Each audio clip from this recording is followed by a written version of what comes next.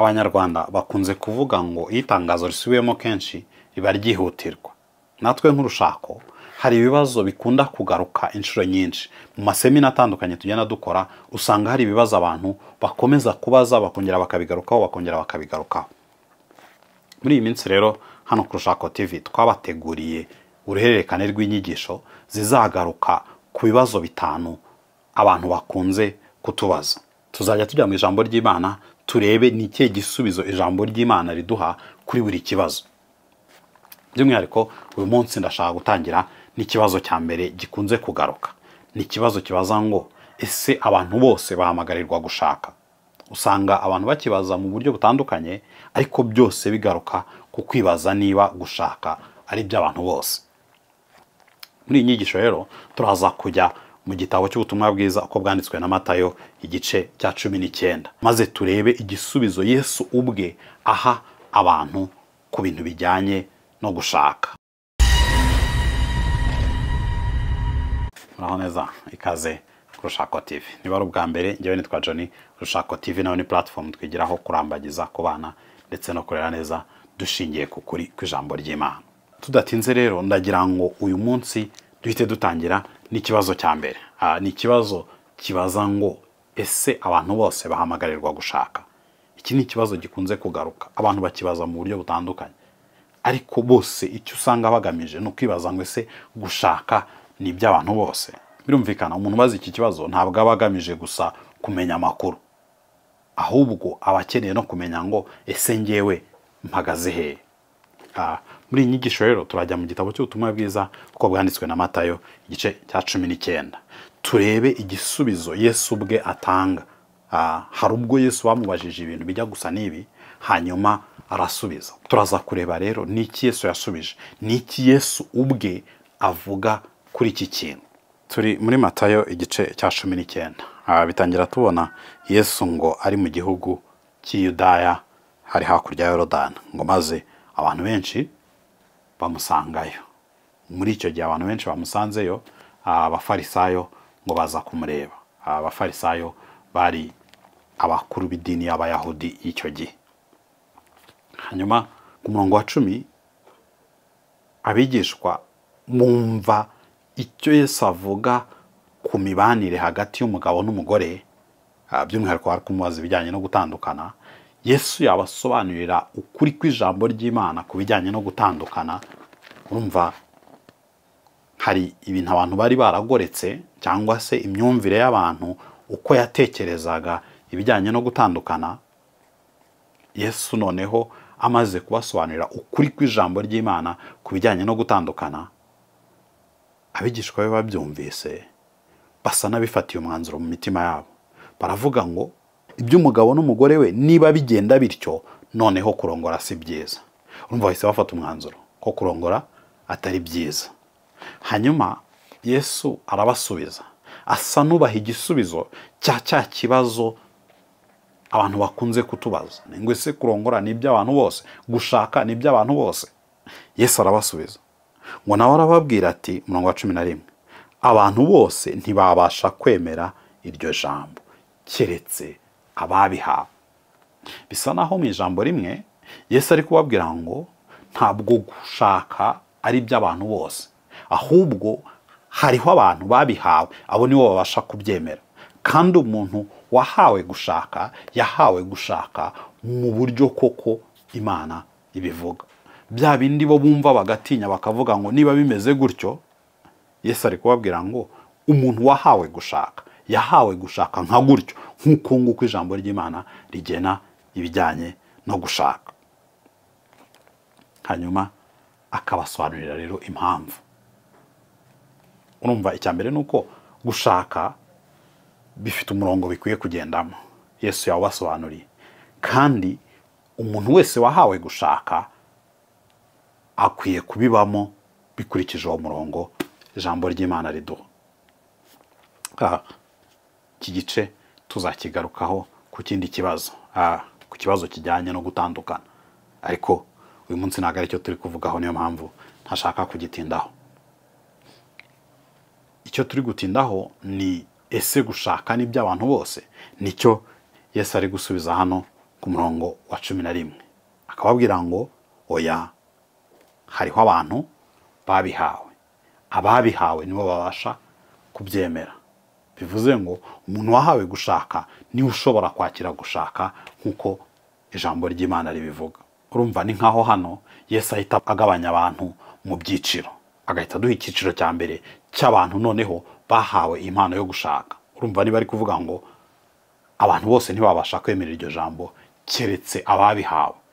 Afasha abantu bose, akuramo bamwe, aravuga ngo hariho abantu bahawe gushaka, abo nibo babasha kwemera iri jambo. Hanyuma ariko abasobanurira impamvu. Umurongo wa 12 iya mbere ngo kuko hariho ibiremba byavutse bityo mu nda za ba nyina. Urumva ari kuduha ikindi cyiciro cy'abantu. Hanyuma agakomeza ngo hariho n'inkone zakonwe n'abantu. Icyo ni ikindi cyiciro cya kabiri. Urumva icyiciro cya mbere ni ibiremba, icya kabiri ni inkone zakonwe n'abantu, icya gatatu ngo hariho n'inkone zikona ubwazo. Icyiciro cya gatatu ni icyiciro cy'abantu b'inkone, ariko inkone zikona ubwazo ngo kubw'ubwami bwo mu ijuru. Urumva bisa naho Yesu aduhaye ibyiciro bine by'abantu. Icya mbere ni icyiciro cy'abantu bahawe gushaka. Abo ngabo bakwiye gushaka nk'uko ijambo ry'Imana rivuga, bakwiye kuba mu rushako rwabo nk'uko ijambo ry'Imana rivuga. Ariko hari ibindi byiciro bitatu by'abantu Yesu ahita aduha. Icyiciro cya mbere ni uyu muntu w'ikiremba. Ikiremba ni ijambo ryo hambere. Ubu ngubu ushatse kubivuga mu mvugo y'ubu wavuga ngo ni umuntu ufite ubumuga, ariko ubumuga butuma adashobora gukora imibonano mpuzabitsina. Ubu niwe mu magambo ya kera bakoreshaga ngo ni ikiremba. Uyu ni umuntu wavutse gutyo, nicyo Yesu ari kuvuga ngo hariho ibiremba byavutse bityo mu nda za ba nyina. Uyu muntu yisanze ameze gutyo, yisanze adafite ubushobozi bwo gukora imibonano mpuzabitsina, umubiri we ntabwo bimwemerera, bityo ibijyanye no gushaka ntabwo ari ibye. Urumva iki ni icyiciro cya kabiri cy'abandi bantu, abantu badashobora gushaka kubera uko bavutse, kubera uko baremye. Hanyuma hari n'ikindi cyiciro cya gatatu, icyiciro cy'inkone zakonwe n'abantu. Inkone mu myaka yo hambere hari ukuntu abantu kubera inyungu runaka cyangwa se impamvu runaka bashoboraga gufata undi muntu bakamwambura ubushobozi bwo gukora imibonano mpuzabitsina, babigambiriye babishaka bakabumwambura. Birumvikana kubera ubutware babaga bafite hejuru y'uyu muntu, nanone kandi n'inyungu bumvaga biri bubahe. Iki rero ni ikindi cyiciro cy'abantu batabasha gushaka atari uko batabyifuza, ahubwo kubera ko bambuwe cyangwa se badafite ubushobozi bwo gushaka. Atari kubera ko ariko bavutse, ahubwo kubera ko ibibazengurutse, ubuzima banyuzemo cyangwa se ibyabagwiririye bituma batagifite ubushobozi bwo gushaka. Birumvikana muri iki gihe umuntu yavuga ko ibyo bintu bitagihari cyangwa se n'ahantu hake wabisanga. Ariko nanone ntago bivuze ko hatariho abantu bifuza gushaka ariko ntibabibone kubera ubuzima bubazengurutse, kubera ibintu batagizemo uruhare, bakisanga ibyo bintu bidahari. Bisa naho rero ihame ni rimwe, cyangwa se ikiri kuba kuri aba bantu ni kimwe. Ni umuntu wifuza gushaka ariko ntabibone kubera impamvu runaka. Icyo ni icyiciro cya gatatu. Hari rero n'icyiciro cya kane cy'abantu bo ubwabo bafite ubushobozi bwo gushaka, ariko bo bagahitamo kubwiyambura kubera impamvu z'ubwami bw'Imana. Biravuze ngo ni inkone zikona ubwazo kubw'ubwami bwo mu ijuru. Ibi rero biratubwira iki? Cyane cyane kuri iki kibazo abantu bakunze kwibaza ngo ese gushaka ni iby'abantu bose? Ibi ngibi, iki gice kiratwereka ko oya, buri muntu wese afite impano ye yahawe. Nicyo umurongo wa 12 usoza uvuga ngo ubasha kubyemera abyemere. Ni ukuvuga ngo muri ibi byiciro uko ari bine, buri muntu wese afite ahantu yisanga. Hari umuntu nyine wisanze yarashatse, hari umuntu washatse, uwo nguwo yahawe impano yo gushaka. hari n'umuntu wisanze koko gushaka bidashoboka kuri we kubera ko afite nyine ubwo bumuga butuma atabasha gushaka. Hanyuma hari n'undi nawe ibyo yanyuzemo cyangwa se ubuzima muri rusange butuma atabasha gushaka. Hari n'undi ubwe ku giti cye yabyihitiyemo ahitamo kudashaka. Ibi rero bitubwiye iki? Nawe ku giti cyawe ushobora kwisanga hamwe muri aha hantu hane. Ushobora kuba warahawe impano yo gushaka, ariko birumvikana tubaza ngo mbwirwa n'iki se ko nahawe impano yo gushaka? Ikintu kimwe kikwashwaringa ko ufite impano yo gushaka ni ukuba warashatse. Abantu benshi bakunze kubyibeshyaho bakagira ngo ubwo numva nshaka gushaka ngo ubwo mfite impano yo gushaka. Oya, ntabwo ari ibintu byo mu nzagi. Ni ukuvuga ngo iyo wahawe impano uba uyifite nyine ibiri aho ngaho. Umenya ko wahawe impano yo gushaka iyo washatse. Igihe cyose utarashaka bivuze ko nyine iyo mpano yo gushaka ntayo ufite. Urumva ni nk'uko naguha iyi Bibiliya. Ntabwo kuvuga ngo nzaguha Bibiliya bivuze ko ufite iyi Bibiliya. Ugiriye Bibiliya iyo nyiguhaye ukaba uyifite. Nibyo gushaka rero nuko bimera. Ariko abantu bakunze kubyumva mu buryo navuga ngo butari bwo, bakabishyira mu nzagihe ukumva nyine kubera ko ubyifuza ubwo urabifite. Oya, umenya ko ufite impano yo gushaka iyo washatse. Hanyuma igihe cyose utarashaka bivuze ko ufite impano yo kudashaka. Nyine niyo ufite muri ako kanya. Iki ngiki nano ni ngombwa kugica akarongo kuri ibi bintu bijyanye n'impano. Iyi mpano yo gushaka cyangwa kudashaka ntabwo ari ibintu by'iteka ryose. Uwashatse nonaha ejo ashobora kuba atagishatse. Ni ukuvuga ngo byarangiye nyine. Urugero, iyo uwo mwashakanye yitabye Imana ntabwo uba ukiri umuntu washatse. Nyine biba byarangiye, wahindutse mu Kinyarwanda bavuga ngo ni umupfakazi. Ariko umupfakazi ntabwo ari umuntu washatse. Ni abantu babiri batandukanye. Birashoboka nanone kuva icyaha cyaza mu isi ibintu byarangiritse. Urushako ni abantu babiri. Birashoboka ko umuntu muba mwarashakanye none ejo akaguta. Ibyo nabyo Bibiliya hari ikibivugaho, tuzabireba mu nyigisho zizakurikiraho. Ariko igihari nuko iyo uyu muntu agutaye ntabwo uba ugishatse. Nyine muba mwatandukanye. Ubu uri umuntu watandukanye, ntabwo uba ukiri wa muntu washatse. So gushaka rero ntabwo ari impano y'iteka ryose. Yesu ubwo arabivuga, ntabwo mu ijuru bashyingirwa ntibarongora. Ni ukuvuga ngo ni ibintu birangirana n'ubuzima bw'aha ku isi.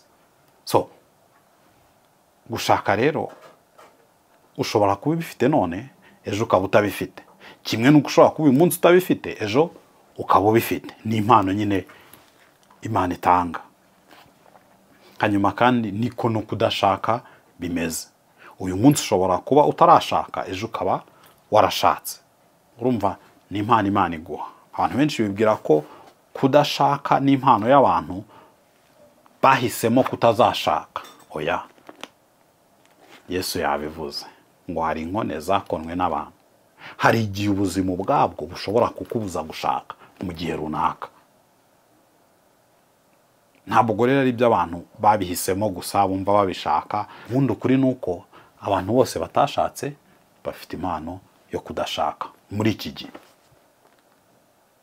Ejo cyangwa ejo bundi Imana ishobora kubihindura, ikaguhindurira, ikaguha wenda impano yo gushaka. Abashatse bose nabo bafite impano yo gushaka. Ariko ejo cyangwa ejo bundi Imana ibasha kubihindura, ikabaha impano yo kudashaka kubera impamvu zayo runaka. Ahangaha rero tuba dukeneye kuva nko mu kigare, kuko hari ubwo abantu babaza nk'iki kibazo ariko akakibaza ari mu kigare, ari mu kirere, ari ukugira ngo gusa yumvire amakuru. Ariko ntabwo ijambo ry'Imana ritanze igisubizo ari ibintu by'ikigare. Ubundi biravuze ngo wowe ku giti cyawe. Ntabwo iri jambo ry'Imana riri kubwira abandi bantu, riri kubwira wowe uri kuryumva. Ukeneye rero kwibaza wowe ku giti cyawe aya makuru avuze iki kuri wowe. Icya mbere ukeneye kwisuzuma ukibaza ngo ese muri ibi byiciro bine by'abantu Yesu amaze kurondora, wowe aka kanya uhagaze hehe? Uri hehe? Ese warashatse? Ese ufite ubwo bumuga bukubuza gushaka? Ese hari ibibazo by'isi bikubuza gushaka, bya bindi by'inkone zakonwe n'abantu? Cyangwa se ni amahitamo yawe uri guhitamo kudashaka muri iki gihe kubera impamvu z'ubwami bw'Imana? Ni wowe wizi, ni wowe uzi aho uhagaze. Icy'ingenzi kitureba twese, icyiciro icyo ari cyo cyose waba urimo, ni iki ngiki. Yesu yigeze acira abantu umugani ari kuvuga ku bintu ngo by'itaranto. Umutware ngo wari ugiye kujya mu gihugu cya kure, hanyuma agahamagara abagaragu be, ngo yamara kubahamagara ngo buri muntu akamuha ibiceri runaka, akamuha imitungo runaka, akamubwira ngo genda uyigenze. Ngo hanyuma ngo umwe bamuhe 5, undi bamuhe 3, undi bamuhe 1. Noneho umutwara arigendera, agarutse aza kureba ba bagaragu be, ngo babaze uwe 5 basanga yazibyajemo 10, babaze uwe 3 basanga yazibyajemo 6. Ndi kugerageza kubivuga mu ncamake. Ngo hanyuma baza kugera ku mugaragu umwe, niwe nshaka gutindaho kuko dukwiye kwirinda kugira ngo tutaba nkawe. Ngo bari bamuhaye 1, ngo yayindi bamuhaye ngo aho kugira ngo ajye kwibyaza umusaruro, ngo aragenda ngo arayitabika. Ngo hanyuma ngo shebuja aje, ngo ndamugezeho ati ngiyi yayindi wampaye, ngo nari nzi kuri umunyamwaga ngo usarura aho utabibye. Iki ni ikintu dukwiye kwirinda ko kiba mu buzima bwacu. Icyo mbivugiye ni iki: ntabwo nzi impano Imana yaguhaye, cyane cyane muri ibi bijyanye no gushaka, nibyo turi kuvugaho. Yesu yashyize abantu mu byiciro bine, ariko niba Imana yaraguhaye gushaka, bivuze ngo igihe kizagera ikubaze ngo gushaka kwawe wabikoresheje iki? Ni iki wakoze? Ni iki byakubyariye? Ni iyihe nyungu y'ubwami wabyaje gushaka kwawe? Niba yaraguhaye kudashaka, birumvikana nyine nuko wavutse ntibishoboka, ariko ucunge neza nawe utaba nka wa mugaragu wavuze ngo nabonye kuri umunyamwaga usarura aho utabibye. Ukeneye kwibaza, ese iki kintu Imana yampaye, iki kintu mfite, ukuntu Imana yemeye ko mvuka ameze gutya, ni iki nkwiye kubikoresha kubw'ubwami bw'Imana? Ni kimwe nawe uri kunyura mu bintu cyangwa se uri mu buzima butakwemerera gushaka. Ahari se wenda urabyifuza, ariko ushaka umuntu mushakana nturamubona, ntabwo biracamo. Ariko iki gihe ufite, ukeneye kwibaza ngo ndi kugikoresha iki? Ese Imana yakimpaye ejo ije kumbaza icyo nagikoresheje, nasubiza iki? Ntabwo namera nka wa mugaragu watekereje ko shebuja ari umunyamwaga asarura aho atabibye. Ibi kandi ni kimwe n'uyu muntu wahisemo ku giti cye kwibuza gushaka ngo za nkone zikone ubwazo kubw'ubwami bw'Imana. Ukeneye nawe kuzasangwa uri umwizerwa kuri aya mahitamo wakoze, kuko inkuru y'uyu mugaragu ntabwo irangira neza rwose. Ntabwo bamushimira ngo warakoze kurinda iyo shebuja yaguhaye. Aramubwira ngo ko wari uzi ko ndi umunyamwaga nsarura aho nabibye. Cya kindi we ubwe yivugiye nicyo kimutsinda. Kuki utazijyanye mu bagenza ngo bazigenze?